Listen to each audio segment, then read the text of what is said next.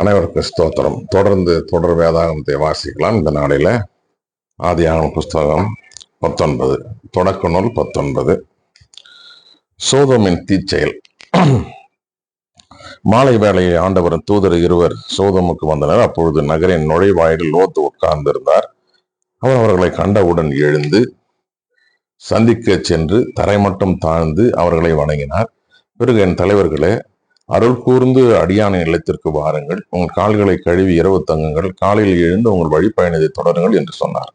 அவர்களை, வேண்டாம், பொதுவிடத்தில் நாங்கள் இரவு தங்குவோம் என்று மறுமொழி சொன்னார்கள். அவர் அவர்களை மிகவும் வற்புறுத்தி அவர்களும் உடன் சென்று அவரது இல்லத்தினுள் நுழைந்தார்கள். அவர் புளிப்பற்ற அப்பம் சுட்டு அவர்களுக்கு விருந்தளிக்க அவர்களும் உண்டார்கள். பின் அவர்கள் உறங்க செல்லும் முன் சோதோம் நகரின் மக்களுள் இளைஞர் முதல் கிழவர் ஈராக எல்லா ஆண்களும் அவ்வீட்டை சூழ்ந்து கொண்டனர். பிறகு லோத்தை கூப்பிட்டு, இன்று இரவு உன்னிடம் வந்த ஆடவர் எங்கே? நாங்கள் அவர்களோடு உறவு கொள்ளுமாறு அவர்களை எங்களிடம் கொண்டு வா என்றனர். லோத்து வீட்டிற்கு வெளியே வந்து தனக்கு பின் கதவை மூடிக்கொண்டு, என் சகோதரரே, தீச்செயல் செய்யாதிருங்கள். ஆண் தொடர்பு அறியாத புதல்வியர் இருவர் எனக்கு உள்ளனர். உங்களிடம் நான் அவர்களை அழைத்து வருகிறேன். உங்கள் விருப்பப்படி அவர்கள் நடந்து கொள்ளலாம். ஆனால் எனது இல்லத்தின் பாதுகாப்பை பெற்றிருக்கும் இந்த ஆடவர்களுக்கு எதுவும் செய்ய வேண்டாம் என்றார். அதற்கு அவர்களோ, அப்பாலே போ என்றனர். மேலும் அவர்கள், அயல் நாட்டிலிருந்து வந்த இவனா நமக்கு நியாயம் கூறுவது என்று சொல்லிக்கொண்டு, அவர்களுக்கு செய்ய விருப்பதை விட இப்பொழுது உனக்கு அதிக தீங்கு செய்வோம் என்றனர். பிறகு லோத்தை கடுமையாக தாக்கி கதவை உடைக்க நெருங்கி சென்றனர். அவ்வேளையில் அந்த ஆடவர் தம் கைகளை நீட்டி லோத்தை பிடித்து வீட்டுக்குள் இழுத்து கதவை பூட்டி கொண்டனர். கதறவே நின்று கொண்டிருந்த சிறியோர் பெரியோர்களாகிய அம்மனிதர்களை அவர்கள் குருடராக்கினர். அவர்களால் கதவை தேடி கண்டுபிடிக்க முடியவில்லை. சோதமை விட்டு லோத்து வெளியேற.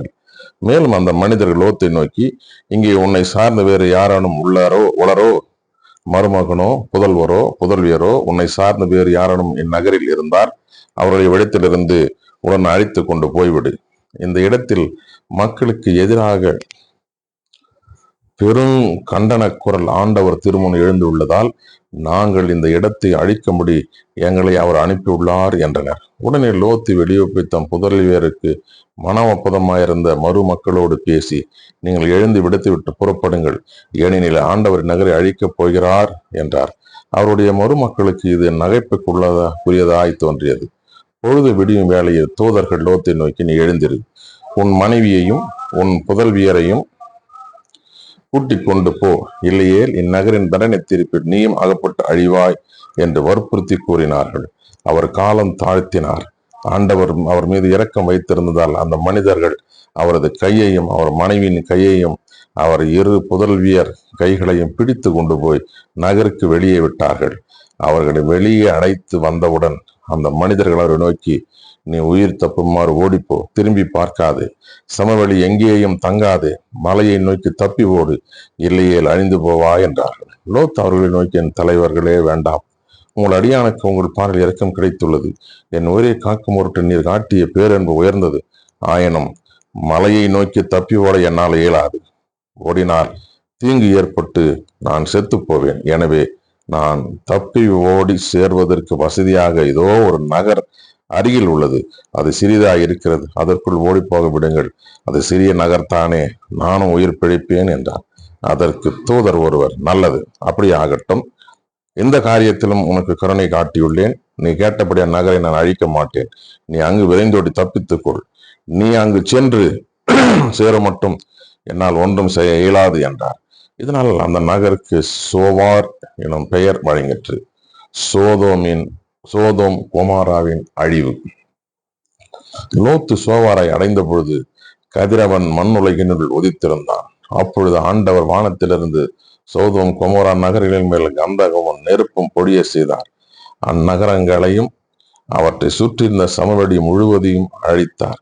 நகர்களில் வாழ்ந்த அனைவரையும் நிலத்தில் தளிர்த்தனவற்றையும் அழித்தார். அப்பொழுது லோத்தின் மனைவி திரும்பி பார்த்தாள். உடனே உப்பு தூணாக மாறினாள். ஆபிரகாம் காலையில் எழுந்திருந்து தாம் ஏற்கனவே ஆண்டவர் திருமுன்னர் இடத்திற்கு போனார்.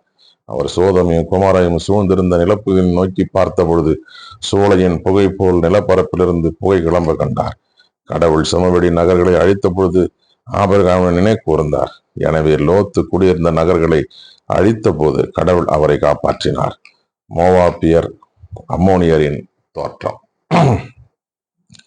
லோத்து சோவாரை விட்டு வெளியேறி மலைக்கு சென்று குடியேறினார். சோவாரில் குடியிருக்க அஞ்சியதால் தம் இரு புதல்வியருடன் ஒரு குகையில் வாழ்ந்து வந்தார். அப்பொழுது மூத்தவள் இளையவளை நோக்கி, நம் தந்தை வயது முதிர்ந்தவர், உலகெங்கும் உள்ள வழக்கிற்கேற்ப நம்மை மணந்து நம்முடன் உறவு கொள்ளுமாறு இப்பகுதியில் வேறு ஆடவர் எவரும் இல்லை. வா, நம் தந்தையை திராட்சை மது குடிக்க வைத்து அவருடன் உறவு கொள்வோம். இவ்வாறு நம் தந்தையின் மூலம் வழிமரபை காத்து கொள்வோம் என்றாள். அவ்வாறு அன்று இரவு தங்கள் தந்தையை திராட்சை மது குடிக்க வைத்தார்கள். பிறகு மூத்தவள் உள்ளே நுழைந்து தன் தந்தையுடன் படுத்து கொண்டதோ அவள் எழுந்து சென்றதோ அவருக்கு தெரியாது. மறுநாள் மூத்தவள் இளையவளை நோக்கி, நேற்றிரவு என் தந்தையோடு நான் படுத்து கொண்டேன். என்றிலும் அவ்வாறே திராட்சை மது குடிக்க வைப்போம். நீ சென்று அவருடன் படுத்துக்கொள். இவ்வண்ணமாக நம் தந்தையின் மூலம் வழிமரபை காத்துக் கொள்வோம் என்றாள். அவர் அன்றிரவும் தங்கள் தந்தையை திராட்சை மது குடிக்க வைத்தார்கள். இம்முறையும் அவள் படுத்து கொண்டதோ அவள் எழுந்து சென்றதோ அவருக்கு தெரியாது. இவ்வாறு லோத்தின் புதல்வர் இருவரும் தம் தந்தையின் மூலம் கருத்தரித்தனர். பின் மூத்தவள் ஒரு மகனை பெற்று அவனுக்கு மோவாபு என்று பெயரிட்டாள். அவன் இன்று வரை இருக்கிற மோவாபியருக்கு தந்தை. இளையவர் ஒரு மகளை பெற்று அவனுக்கு பென் அம்மி என்றும் பெயர் சூட்டினாள். அவன் இன்று வரை இருக்கிற அம்மோனியரின் தந்தை. ஆதியாகமம் புஸ்தகம் 20, தொடக்க நூல் 20. ஆபிரகாமும் அபிமெலேக்கும்.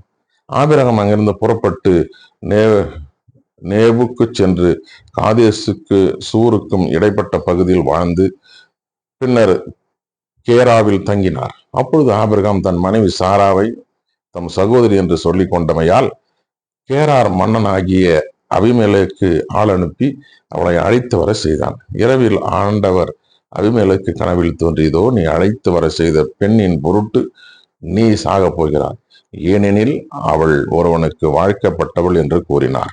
அதுவரை அவரை தொடர்ந்த அபிமெலேக்கு அது கேட்டு மறுமொழியாக, என் தலைவரே, உண்மையாகவே நேர்மைமிக்க இனத்தவரை நீர் அழிப்பீரோ? அவன் அவளை தன் சகோதரி என்றும் அவள் அவனை தன் சகோதரன் என்றும் அறிமுகப்படுத்தவில்லையா? நான் நேரிய இதயத்தோடும் தூய கையோடும் இதை செய்தேன் என்றார். கடவுள் கனவில் தோன்றி அவனை நோக்கி, நீ நேரிய இதயத்தோடு அப்படி செய்தா என்று அறிவேன். அதனால் தான் உனக்கு எதிராக பாவம் செய்யாத உன்னை காப்பாற்றி அவளை தொடவில்லை. உடனே அந்த பெண்ணை அவளின் கணவன் அனுப்பிவிடு, ஏனெனில் அவன் ஓர் இறைவாக்கினன். அவன் உனக்காக மன்றாடினால் நீ பிழைப்பாய். அவளை நீ அனுப்பாவிடில் நீயும் உன்னை சேர்ந்த யாவரும் செத்து மடிவீர்கள் என்பது உறுதி என்றார். அபிமெலேக்கு அதிகாலையில் எழுந்து தன் வேலைக்காரர் அனைவரையும் அழைத்து அந்த வார்த்தைகளை எல்லாம் அவர்கள் கேட்கும்படி சொன்னார். அதை கேட்டு அவர்கள் மிகவும் அச்சமுற்றனர். பின் அபிமெலேக்கு ஆபிரகாமை வரவழைத்து, நீர் எங்களுக்கு என்ன காரியம் செய்து விட்டீர்? எனக்கும் என் நாட்டுக்கு பெரும் பழி நேரும்படி நான் உமக்கு என்ன தீங்கு செய்தேன்? செய்திருக்க கூடாதவற்றை நீர் எனக்கு செய்து விட்டீரே. நீர் எக்காரணத்தை கொண்டும் இக்காரியம் செய்தீர் என்று அவரிடம் வினவினார். ஆபிரகாம் மறுமொழியாக, இவ்விடத்தில் கடவுளுக்கு அஞ்சுவார் எவரும் இல்லை என்றும் என் மனைவியை அடையும் பொருட்டு என்னை கொன்று விடுவார்கள் என்றும் நினைத்தேன். மேலும் உண்மையில் இவள் என் சகோதரியே. இவள் என் தந்தைக்கு பிறந்த மகள், ஆனால் என் தாயின் மகள் அல்ல. அவளை நான் பணந்து கொண்டேன். மேலும் நான் என் தந்தையின் வீட்டை விட்டு கடவுள் என்னை அலைந்து திரிய செய்த பொழுது நீ எனக்கு பேருதவி செய்ய வேண்டும். நான் செல்லும் இடமெல்லாம் உன் சகோதரன் என்று சொல் என்று அவரிடம் நான் கூறியிருந்தேன் என்றார். அப்பொழுது அபிமெலேக்கு ஆடு மாடுகளையும் வேலைக்காரின் ஆபிரகாமை கொடுத்ததும் அன்றி அவர் மனைவி சாராவையும் அவரிடத்தில் ஒப்படைத்தார். மேலும் அபிமெலேக்கு, இதோ உமக்கு முன்பாக இந்த நாடு இருக்கிறது, உமக்கு எங்கு விருப்பமோ அங்கு நீர் வாழலாம் என்றார். மேலும் சாராவை நோக்கி, இதோ உன் சகோதரனுக்கு 1000 வெள்ளிக்காசு கொடுத்துள்ளேன். உன்னுடன் இருப்பவர்களின் பார்வையிலிருந்து நீ மறைக்கும் திரையாக அமையட்டும். அனைவர் பார்வையில் உன் பழி நீங்கிவிட்டது என்றார். ஆபிரகாம் கடவுளிடம் மன்றாடவே கடவுளும் அபிமெலேக்கு அவன் மனைவியையும் அடிமை பெண்களையும் குணமாக்கி அவர்களுக்கு பிள்ளை பேர் அளித்தார். ஏனென்றால் ஆபிரகாமின் மனைவி சாராவை முன்னிட்டு ஆண்டவர் அபிமெலேக்கு வீட்டில் இருந்த பெண்களை மலடிகளாக்கி இருந்தார். வாசிக்க தெரிந்து கொள்ளப்பட்ட 19 மற்றும் 20 ஆதியாகம புஸ்தகம் தொடக்க நூல் வாசித்து முடிந்தாயிற்று. தொடர்ந்து தொடர் வேதாகமத்தை வாசிப்போம். கர்த்தர் நம் அனைவரையும் ஆசீர்வதிப்பாராக. ஆமென்.